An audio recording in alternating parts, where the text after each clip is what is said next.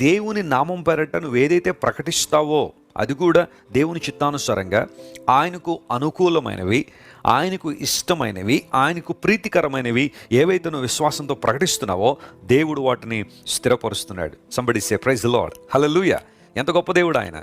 విశ్వాసంతో నువ్వు పలికే మాటలకు చాలా చాలా చాలా విలువ ఉంది.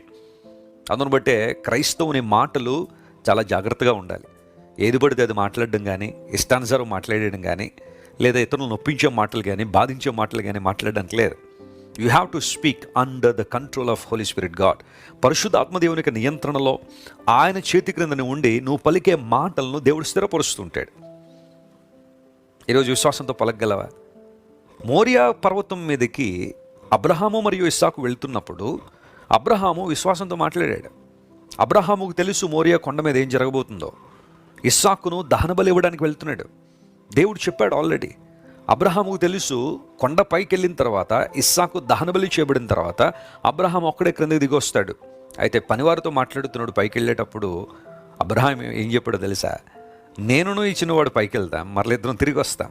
విశ్వాసంతో డిక్లేర్ చేశాడు. దేవుడు తాను ప్రకటించింది నెరవేర్చినట్టుగా మనం చూస్తున్నాం. ప్రతి దేవుని బిడ్డ ఈరోజు విశ్వాసంతో పలుకు. ఎస్, నేను విజయాన్ని పొందినవాడును. I'm redeemed by the power of God. దేవుని శక్తి ద్వారా, ఆయన రక్తము ద్వారా విమోచింపబడ్డాను నేను.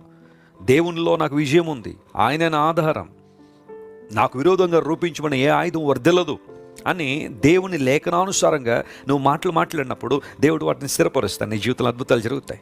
లోకం ఎప్పుడు నేను కృంగదీయాలని చూస్తాడు. అపవాది ఎప్పుడు కూడా నీ సమస్యను మ్యాగ్నిఫై చేసి పెద్దదిగా చూపించి నేను కృంగదీయాలని ప్రయత్నం చేస్తాడు. నువ్వు చేయాల్సింది ఏంటో తెలుసు? ఆ సమయంలో దేవుడు నా కాపరి, నాకు లేమి కలగదు. ఆయనే నా ఆశ్రయము, దేవుడు నాకు వెలుగును, రక్షణే ఉన్నాడు, నేను ఎవరికి భయపడతాను. ఇలాంటి మాటలు నువ్వు ప్రకటించడం ద్వారా, డిక్లేర్ చేయడం ద్వారా దేవుని యొక్క కార్యాలు స్పష్టంగా నువ్వు చూస్తావు. ఈరోజు వాగ్దానాన్ని ఎత్తి ప్రార్థన చేయండి. బెనయ్య చెప్పాడు రాజుతో, నువ్వు పలికిన మాట దేవుడు స్థిరపరచునుగాక. ఈరోజు నీ జీవితంలో కూడా దేవుడు అలాంటి అద్భుతాన్ని చేయాలని ఆశిస్తున్నారు.